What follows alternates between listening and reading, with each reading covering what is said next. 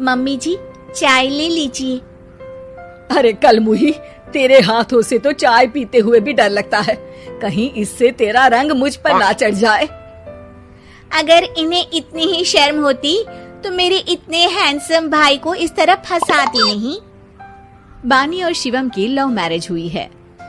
बानी के ससुराल में उसकी ननद और सास हैं, जिन्हें अपने गोरे रंग पर बहुत गुरूर होता है, जिस वजह से वो बानी को सिर्फ उसके सांवले रंग की वजह से नापसंद करती है और हमेशा उसे ताने सुनाती रहती हैं। बानी उनकी सभी जली कटी बातें सुनकर चुपचाप वहाँ से चली जाती है। तुम माँ और छोटी को कुछ बोलती क्यों नहीं? मम्मी जी बड़ी हैं, हर छुटकी ना समझ, इस तरह उन्हें उल्टा जवाब देना सही नहीं। मेरी जिम्मेदारी उनकी सेवा करना है, जो मैं पूरे दिल से हमेशा करती रहूंगी। ऐसा बोलकर बानी रसोई में जाकर रात के खाने की तैयारी करने लगती है। रात को खाना खाते हुए बानी की सास उसे कहती है, कल मैंने अपनी फ्रेंड्स के साथ किटी पार्टी रखी है, समय से सारा खाना बना देना और अपना मनहूस चेहरा लेकर ज्यादा उनके सामने मत आना, समझी?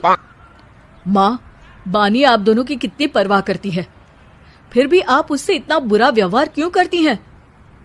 अरे एक तो लव मैरिज करके इस कलमुही को हमारे सर पर लाकर बिठा दिया और अब हम इसे कुछ बोल भी नहीं सकते क्या? भैया तो इनकी तरफदारी करेंगे ही, आखिर इन्होंने पूरी तरह उन्हें अपने वश में जो किया है। जिसे जो करना है करे, बस कल मेरा सारा काम समय पर हो जाना चाहिए। इस पर सब खाना खाकर सोने चले जाते हैं और अगले दिन बानी जल्दी उठकर सास की किटी पार्टी के लिए तैयारियां शुरू कर देती है, जिस पर पार्टी शुरू होने के बाद सास की सहेलियां कहती हैं, अरे वाह री, तेरी बहू ने तो बड़े स्वादिष्ट समोसे बनाए हैं। हाँ भाई, रंग कैसा भी हो, खाना बनाने में बिल्कुल अन्नपूर्णा है। अरे इसकी भी क्या बात करनी, मेरी बेटी से मिलो, इसकी सुंदरता के आगे तो उर्वशी रंभा भी फेल है। उर्वशी रंभा को तो फेल कर देगी, पर क्या अन्नपूर्णा बन पाएगी? अरे इसे काम करने की क्या जरूरत, उसके लिए बानी है तो, और मैं तो इसकी शादी भी किसी नौकर चाकर वाले घर में ही करूंगी। बानी वापस रसोई में चली जाती है और किटी पार्टी चलती रहती है। उसी रात को बानी की सास गुस्से में चिल्लाते हुए अपने कमरे से बाहर निकल कर आती है।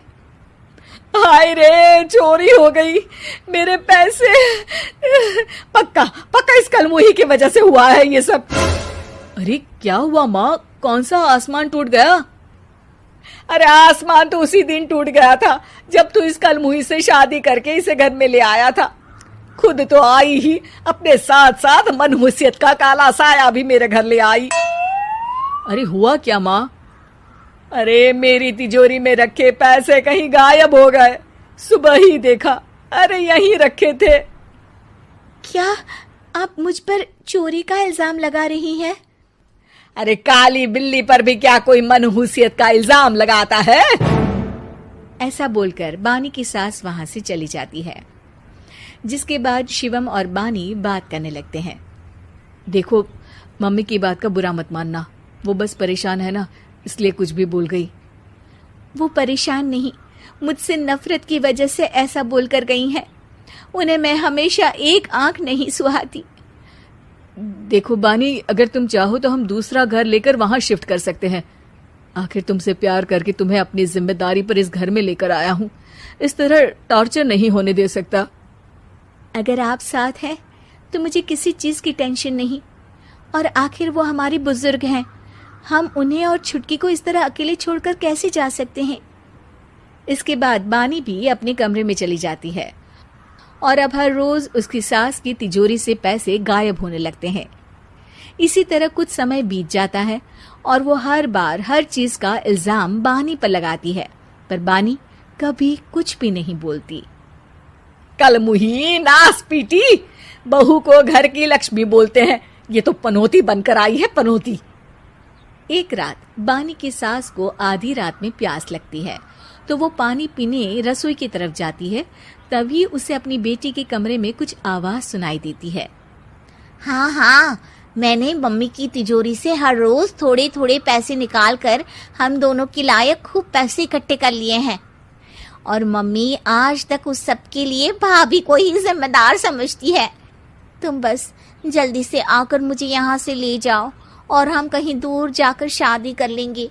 मम्मी को कुछ पता नहीं चलेगा, सब मुसीबत खत्म। अपनी बेटी की ये सारी बातें सुनकर बानी की सास भौंचक्की रह जाती है और अपने कमरे में वापस चली जाती है। जब अगली सुबह बानी सास के कमरे में आती है, मम्मी जी, क्या बात है, आज आप कमरे से बाहर ही नहीं आई? आपकी तबीयत तो ठीक है ना? क्या छुटकी कमरे से बाहर आई या तुम उसके कमरे में गई? नहीं नहीं, क्यों, जाना है क्या? मैं अभी चली जाती हूँ। नहीं, कोई कहीं नहीं जाएगा।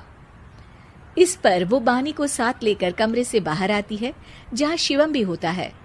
वहां उसकी सास बोलती है, छुटकी मेरी तिजोरी के सारे पैसे लेकर अपनी माँ के बारे में कोई ख्याल करे बिना किसी लड़के के साथ घर छोड़कर